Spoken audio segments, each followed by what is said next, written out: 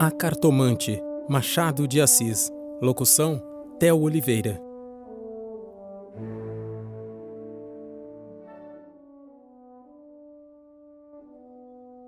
Hamlet observa a Horácio que há mais coisas no céu e na terra do que sonha a nossa filosofia. Era a mesma explicação que dava a bela Rita ao moço Camilo, numa sexta-feira de novembro de 1869, quando este ria dela por ter ido na véspera consultar uma cartomante. A diferença é que o fazia por outras palavras. Ria, ria, os homens são assim. Não acreditam em nada, pois saiba que fui, e que ela adivinhou o motivo da consulta antes mesmo que eu lhe dissesse o que era. Apenas começou a botar as cartas, disse-me: a senhora gosta de uma pessoa. Confessei que sim, e então ela continuou a botar as cartas. Combinou-as e no fim declarou-me que eu tinha medo de que você me esquecesse, mas que não era verdade. Errou, interrompeu Camilo rindo. Não diga isso, Camilo. Se você soubesse como eu tenho andado por sua causa, você sabe, já lhe disse, não ria de mim, não ria. Camilo pegou-lhe nas mãos e olhou para ela sério e fixo. Jurou que lhe queria muito e que os seus sustos pareciam de criança. Em todo caso, quando tivesse algum receio, a melhor cartomante era ele mesmo. Depois repreendeu-a, disse-lhe que era imprudente andar por essas casas. Vilela podia sabê-lo. E depois? Qual saber? Tive muita cautela ao entrar na casa. Onde é a casa? Aqui perto, na rua da Guarda Velha. Não passava ninguém nessa ocasião. Descansa, eu não sou maluca. Camilo riu outra vez. Tu crês de veras nessas coisas? Perguntou-lhe. Foi então que ela, sem saber que traduzia Hamlet em vulgar, disse-lhe que havia muita coisa misteriosa e verdadeira nesse mundo. Se ele não acreditava, paciência, mas o certo é que a cartomante adivinhara tudo. Que mais? A prova é que ela agora estava tranquila e satisfeita. Cuido que ele ia falar, mas reprimiu-se.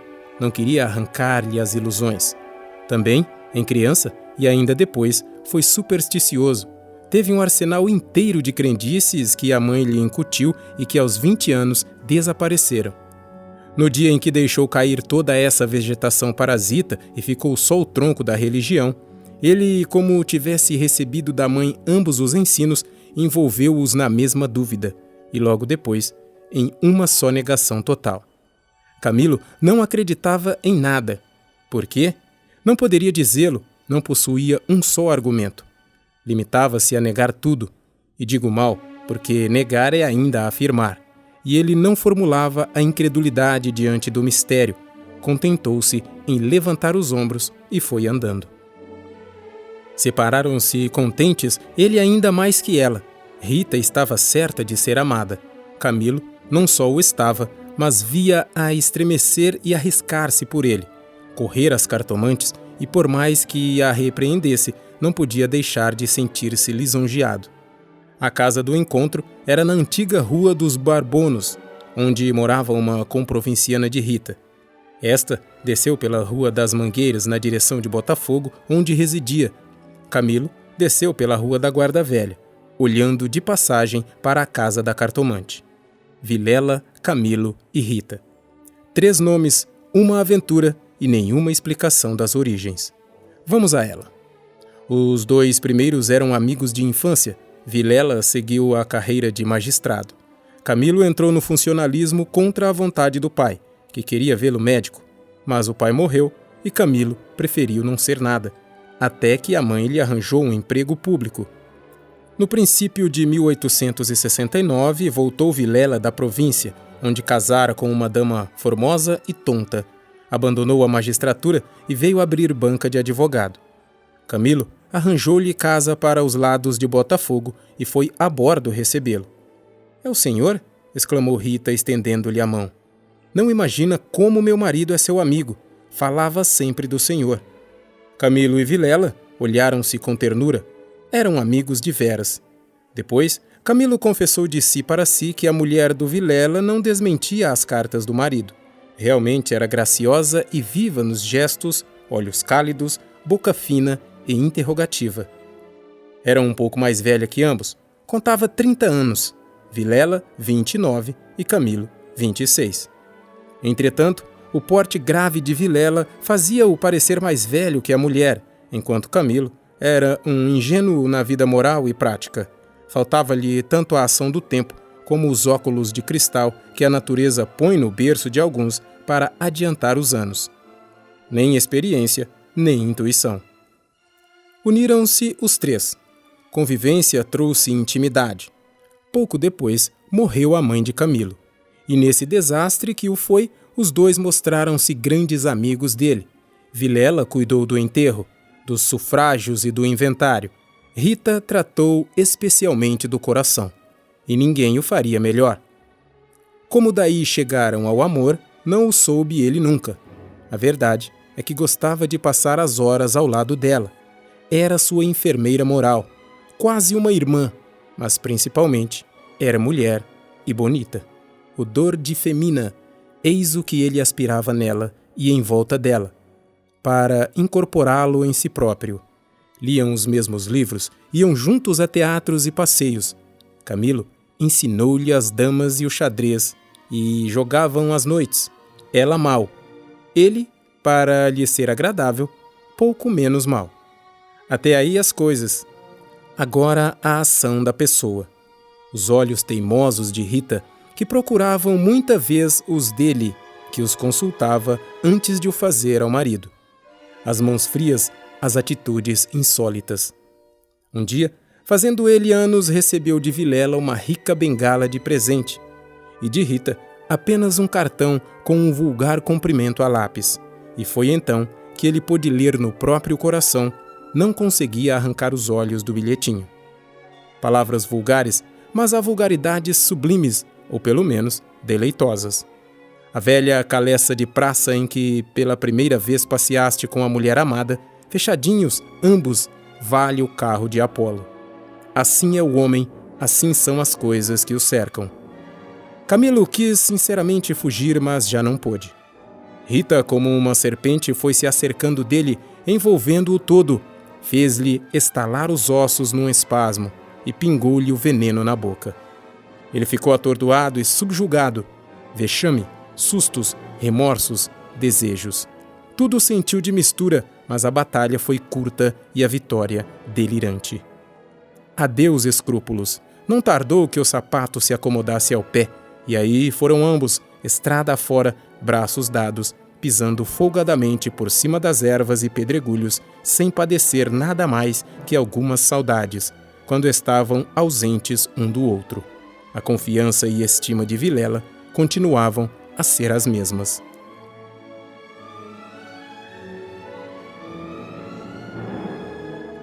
Um dia, porém, recebeu Camilo uma carta anônima que lhe chamava imoral e pérfido e dizia que a aventura era sabida de todos.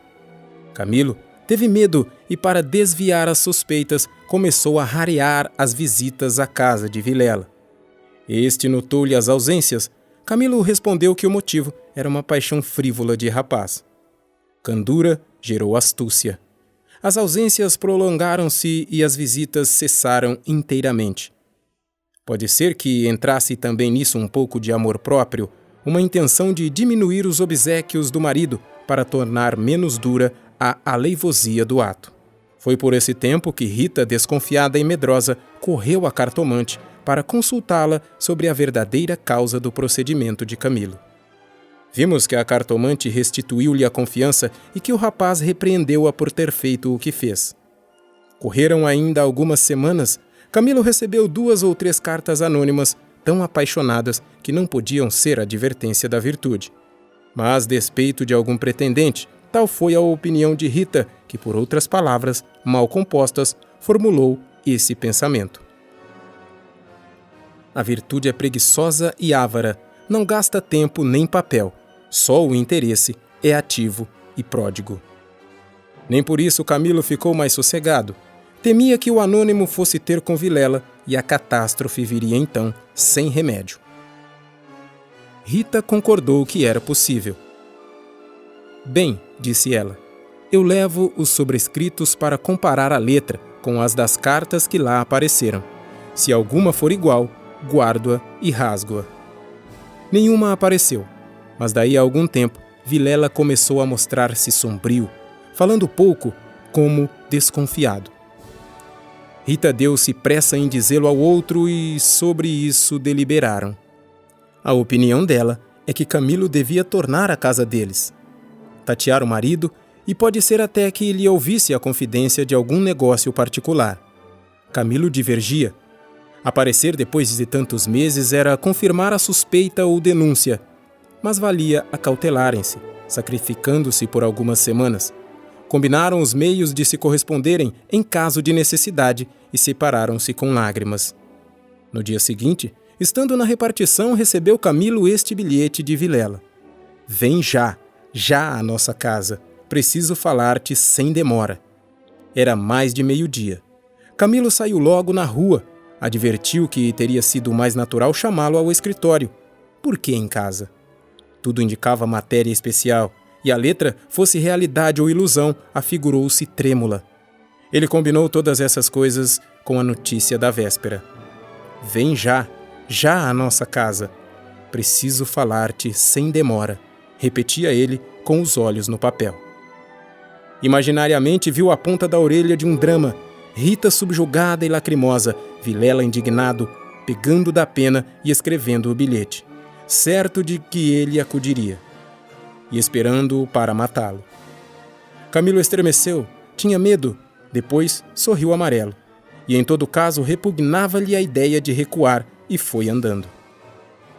De caminho, lembrou-se de ir à casa, podia achar algum recado de Rita, que lhe explicasse tudo. Não achou nada nem ninguém. Voltou à rua e a ideia de estarem descobertos parecia-lhe cada vez mais verossímil. Era natural uma denúncia anônima até da própria pessoa que o ameaçara antes. Podia ser que Vilela conhecesse agora tudo. A mesma suspensão das suas visitas, sem motivo aparente, apenas com um pretexto fútil, viria confirmar o resto. Camilo ia andando inquieto e nervoso, não relia o bilhete, mas as palavras estavam decoradas diante dos olhos, fixas ou então, o que era ainda pior, eram-lhe murmuradas ao ouvido com a própria voz de Vilela. Vem já à nossa casa. Preciso falar-te sem demora. Ditas assim, pela voz do outro, tinham um tom de mistério e ameaça. Vem já. Para quê? Era perto de 1h da tarde, a comoção crescia de minuto a minuto. Tanto imaginou que se iria passar que chegou a crê-lo e vê-lo. Positivamente, tinha medo. Entrou a cogitar em ir armado, considerando que se nada houvesse, nada perdia, e a precaução era útil. Logo depois rejeitava a ideia, vexado de si mesmo, e seguia picando o passo, na direção do Largo da Carioca, para entrar num tilbury. Chegou, entrou e mandou seguir a trote largo. Quanto antes, melhor, pensou ele. Não posso estar assim. Mas o mesmo trote do cavalo veio agravar-lhe a comoção. O tempo voava e ele não tardaria a entestar com o perigo. Quase no fim da rua da Guarda Velha, o tilbury teve de parar. A rua estava atravancada com uma carroça que caíra. Camilo, em si mesmo, estimou o obstáculo e esperou. No fim de 5 minutos, reparou que ao lado, à esquerda, ao pé do tilbury, ficava a casa da cartomante, a quem Rita consultara uma vez e nunca ele desejou tanto crer na lição das cartas. Olhou, viu as janelas fechadas quando todas as outras estavam abertas e pejadas de curiosos do incidente da rua. Dir-se-ia a morada do indiferente destino. Camilo reclinou-se no tilbury para não ver nada. A agitação dele era grande, extraordinária, e do fundo das camadas morais emergiam alguns fantasmas de outro tempo. As velhas crenças, as superstições antigas. O cocheiro propôs-lhe voltar à primeira travessa e ir por outro caminho. Ele respondeu que não, que esperasse. E inclinava-se para fitar a casa. Depois fez um gesto incrédulo. Era a ideia de ouvir a cartomante que lhe passava ao longe, muito longe, com vastas asas cinzentas. Desapareceu, reapareceu e tornou a esvair-se no cérebro, mas daí a pouco moveu outra vez as asas. Mais perto, fazendo uns giros concêntricos. Na rua gritavam os homens safando a carroça. Anda! Agora! Empurra! Vá! Daí a pouco estaria removido o obstáculo. Camilo fechava os olhos, pensava em outras coisas, mas a voz do marido sussurrava-lhe a orelhas a palavra da carta. Vem já, já. E ele via as contorções do drama e tremia. A casa olhava para ele. As pernas queriam descer e entrar. Camilo achou-se diante de um longo véu opaco. Pensou rapidamente no inexplicável de tantas coisas. A voz da mãe repetia-lhe uma porção de casos extraordinários, e a mesma frase do príncipe da Dinamarca reboava-lhe dentro. Há mais coisas no céu e na terra do que sonha a filosofia. Que perdia ele se... Deu por si na calçada, ao pé da porta. Disse ao cocheiro que esperasse e rápido enfiou pelo corredor. E subiu a escada. A luz era pouca, os degraus comidos dos pés, o corrimão pegajoso, mas ele não viu nem sentiu nada. Trepou e bateu. Não aparecendo ninguém, teve a ideia de descer, mas era tarde. A curiosidade fustigava-lhe o sangue, as fontes latejavam-lhe. Ele tornou a bater 1, 2, 3 pancadas. Veio uma mulher. Era a cartomante. Camilo disse que ia consultá-la, ela fê-lo entrar. Dali subiram ao sótão por uma escada ainda pior que a primeira e mais escura. Em cima havia uma salinha mal alumiada por uma janela, que dava para o telhado dos fundos. Velhos trastes, paredes sombrias, um ar de pobreza que antes aumentava do que destruía o prestígio. A cartomante fê-lo sentar diante da mesa e sentou-se do lado oposto com as costas para a janela, de maneira que a pouca luz de fora batia em cheio no rosto de Camilo. Abriu uma gaveta e tirou um baralho de cartas compridas e enxovalhadas. Enquanto as baralhava, rapidamente olhava para ele, não de rosto, mas por baixo dos olhos. Era uma mulher de 40 anos, italiana, morena e magra, com grandes olhos sonsos e agudos. Voltou 3 cartas sobre a mesa e disse-lhe: Vejamos primeiro o que é que o traz aqui. O senhor tem um grande susto. Camilo, maravilhado, fez um gesto afirmativo. E quer saber, continuou ela, se lhe acontecerá alguma coisa ou não. A mim e a ela, explicou vivamente ele. A cartomante não sorriu, disse-lhe só que esperasse. Rápido, pegou outra vez das cartas e baralhou-as com os longos dedos finos e de unhas descuradas. Baralhou-as bem, transpôs os maços 1, 2, 3 vezes. Depois começou a estendê-las. Camilo tinha os olhos nela, curioso e ansioso. As cartas dizem-me que... Camilo inclinou-se para beber uma a uma as palavras.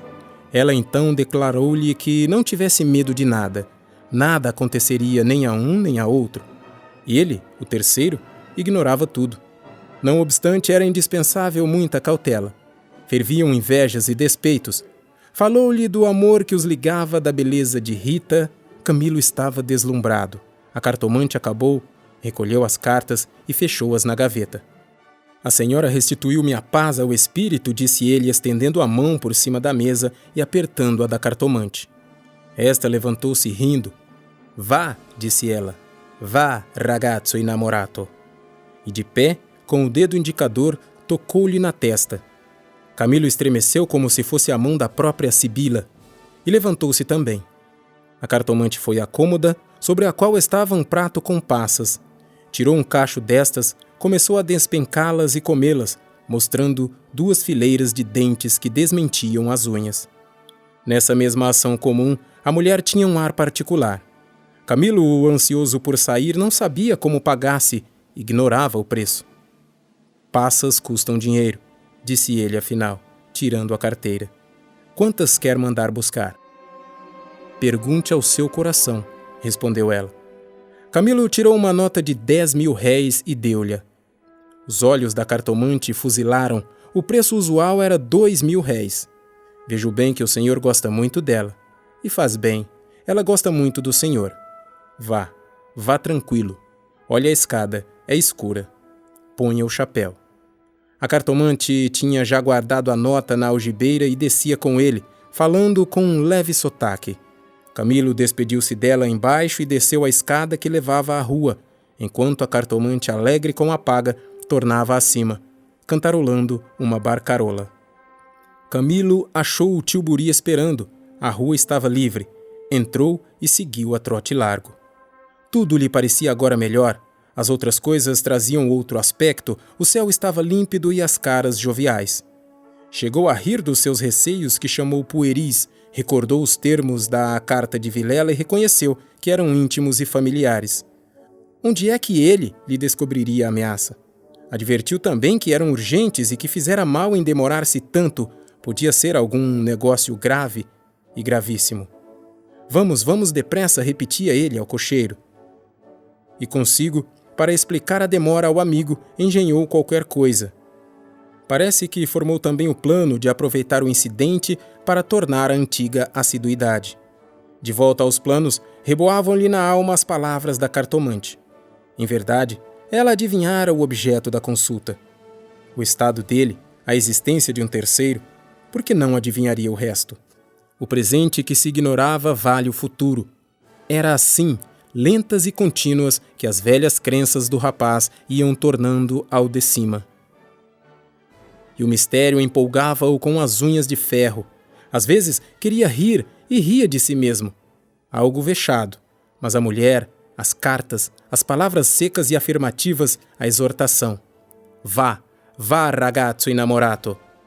E no fim, ao longe, a barcarola da despedida, lenta e graciosa. Tais eram os elementos recentes que formavam, com os antigos, uma fé nova e vivaz. A verdade é que o coração ia alegre e impaciente, pensando nas horas felizes de outrora e nas que haviam de vir. Ao passar pela glória, Camilo olhou para o mar, estendeu os olhos para fora, até onde a água e o céu dão um abraço infinito. E teve assim uma sensação de futuro, longo, longo, interminável. Daí a pouco chegou à casa de Vilela. Apeou-se, empurrou a porta de ferro do jardim e entrou. A casa estava silenciosa, subiu os 6 degraus de pedra e mal teve tempo de bater. A porta abriu-se e apareceu Vilela. Desculpa, não pude vir mais cedo. Que há? Vilela não lhe respondeu. Tinha as feições decompostas, fez-lhe sinal e foram para uma sala interior. Entrando, Camilo não pôde sufocar um grito de terror. Ao fundo, sobre o canapé, estava Rita morta e ensanguentada. Vilela pegou-o pela gola e com 2 tiros de revólver estirou-o, morto no chão.